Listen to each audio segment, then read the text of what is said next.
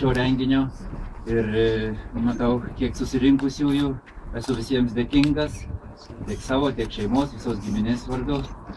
Suteikėt man ypatingą garbę, bet ta garbė priklauso ne mano, tiems seneliui ir kitiems, kurie šiuose namuose gyveno. Nežinau, ar yra Garalevičiaus, Galaunės, Kutvinskio ar Talat Kelpšos giminių artimųjų.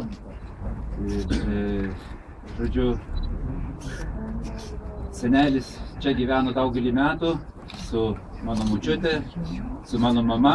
Mano mama nesulaukė šio momento, mirė šią vasarą, toli, Australijoje.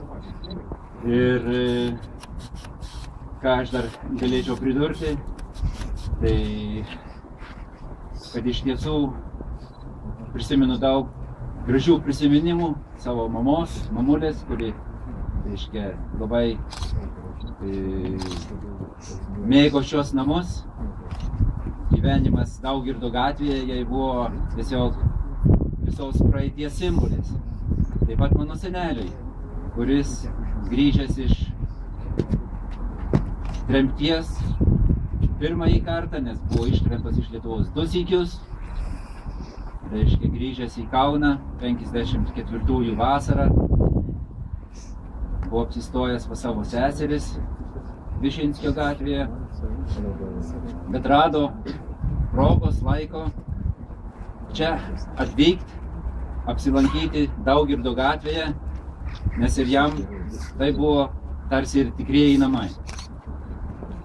Tačiau taip buvo lemta, kad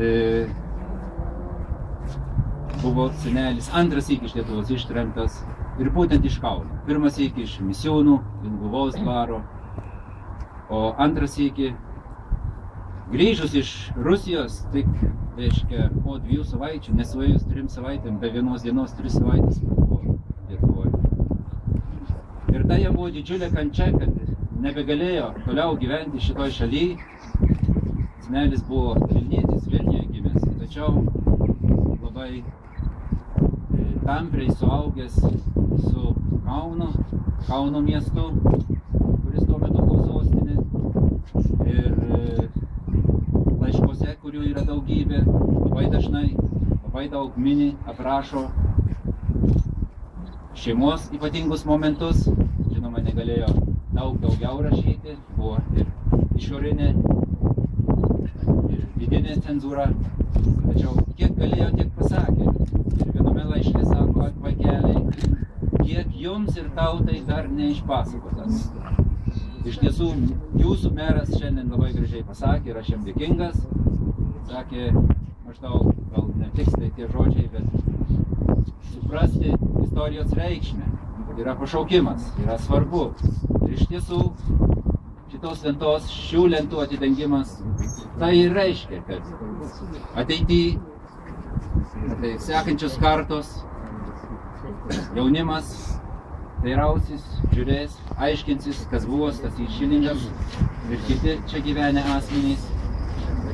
Ir svarbu, kad jie žinotų, nes tą, ką mano senelis dirbo, veikė iš širdies visą savo gyvenimą, dirbo Lietuvai, dirbo Lietuvos valstybei, dirbo vardan Lietuvos ateities ir ypatingas pastangas dėjo,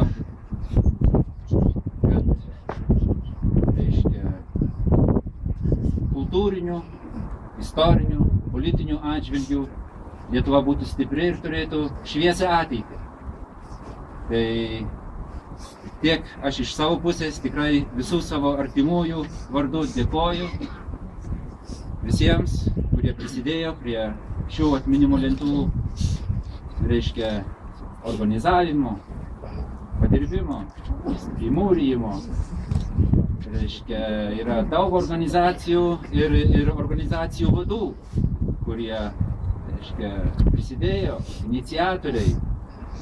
Dabar turėčiau skaityti ilgiausią sąrašą organizacijų ir jų vadovų.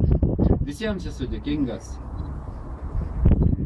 Šiuo atžvilgiu ir ponui Kaminskiui, kuris veda mūsų, reiškia, šį pobūvį. Albinui Vaičiūnui, kuris yra vienas iš šios idėjos iniciatorių. Profesoriui Petui Litumčiui, kuris didelės pastangas dėjo, reiškia, kad šita mintis būtų realizuota. Dėkoju Kaunui, kuris, kaip sakė, reiškia, ponas Albinas Vaičiūnas, gali didžiuotis tuo, kad aplenkė sostinę, reiškia, šios atminimo lentos parengimu. Ir dėkui jums visiems. Ačiū.